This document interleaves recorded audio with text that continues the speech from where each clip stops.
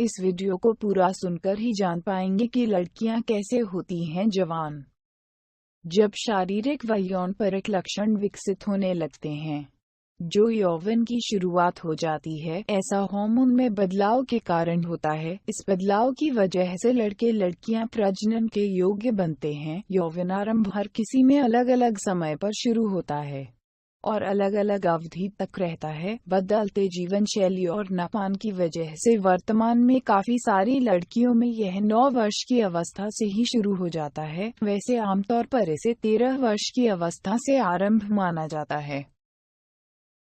लड़कियों में यौवनारंभ के लक्षण: शरीर की लंबाई और नितंबों का आकार बढ़ जाता है। बगल और योनि के आसपास बाल आने शुरू हो जाते हैं। शुरू में बाल मुलायम होते हैं, लेकिन बढ़ने के साथ ही कड़े होते चले जाते हैं। लड़कियों में पीरियड शुरू हो जाता है। यह योनि से होने वाला मासिक रक्तस्राव है। जनन तंत्र पर हार्मोन के प्रभाव की वजह से ऐसा होता है। यह 5 दिनों तक चलता है। कैसे शुरू होते हैं पीरियड?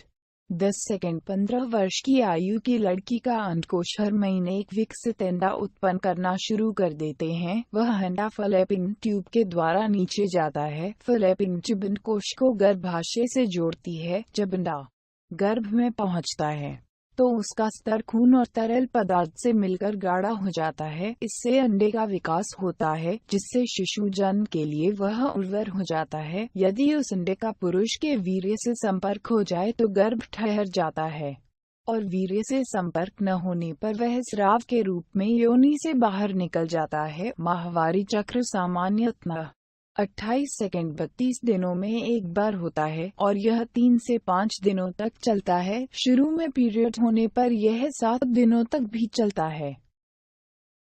पीरियड में कैसे लगाएं पैड? एक बार पीरियड शुरू होने और स्राव से कपड़ों को खराब होने से बचाने और चिपचिपे एहसास से उबरने के लिए लड़कियों को सैनिटरी नैपकिन के उपयोग की सलाह दी जाती है। रुई की परतों वाले ये पैड रक्तस्राव को सोख लेते हैं। अधिक रक्तस्राव होने पर प्रतिदिन 3 घंटे में पैड बदल देना चाहिए। वैसे रक्तस्राव अधिक नहीं होने पर भी 4 घंटे में पैड बदल देना चाहिए। इससे कीटाणु नहीं पनप पाता है और दुर्गंध की समस्या भी उत्पन्न नहीं होती है। पैड को लगाना बेहद आसान होता है। पैड में गोंद लगा होता है, जिस पर एक पतली पट्टी लगी होती है। उसे उतारें।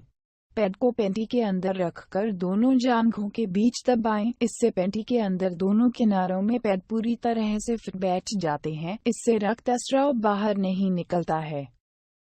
स्तनों के आकार में होती है वृद्धि।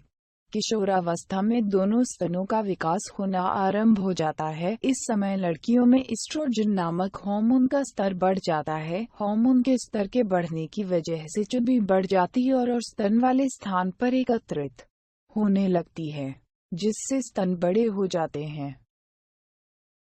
त्वचा हो जाती है तैलीय। मुहासे करते हैं परेशान। यौवन की शुरुआत होते ही त्वचा तैलीय हो जाती है, जिससे अधिकांश लड़कियों के चेहरे पर मुहासे निकल आते हैं। सामान्य रूप से हमारी तैलीय ग्रंथियां त्वचा में चिकनापन बनाए रखती है, जिससे त्वचा के पुराने अणुओं को निकलने में मदद मिलती है। किशोरावस्था में ये ग्रंथियां बहुत अधिक तेल पैदा करती है, जिससे चेहरे पर मौजूद छोटे छोटे छिद्र बंद हो जाते हैं। इनके बंद होने से गंदगी जमा हो जाती है, जिससे मुहासे निकलते हैं।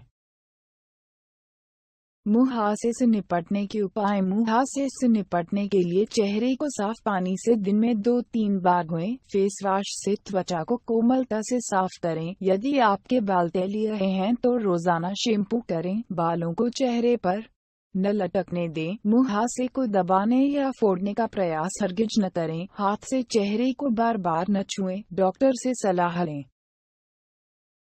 प्रजनन अंगों में भी आ जाता है बदलाव। यौवनारंभ होते ही शरीर से विशिष्ट हार्मोन निकलते हैं, जिससे शरीर के अंदर जनन अंगों में बदलाव आने लगता है। योनि पहले की अपेक्षा गहरी हो जाती है। कभी कभी लड़कियों को पेंटी में कुछ गीला सा भी महसूस होता है। इससे घबराने की जरूरत नहीं है। बल्कि यह एक यौनिक स्राव है। इस वक्त अंदर गर्भाशय लंबा व गहरा हो जाता है, अंडकोश बढ़ जाते हैं और उसमें अंडे बनने लगते हैं। यह हर महीने होने वाली अंडोत्सर्ग की तैयारी में विकसित होने लगते हैं।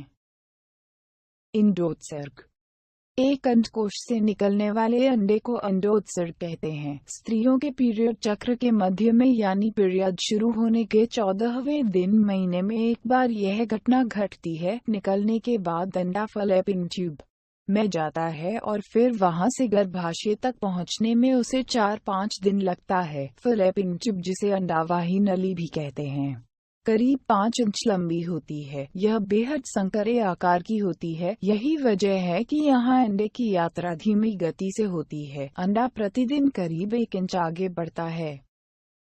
शुक्राणु व अंडे का मेल।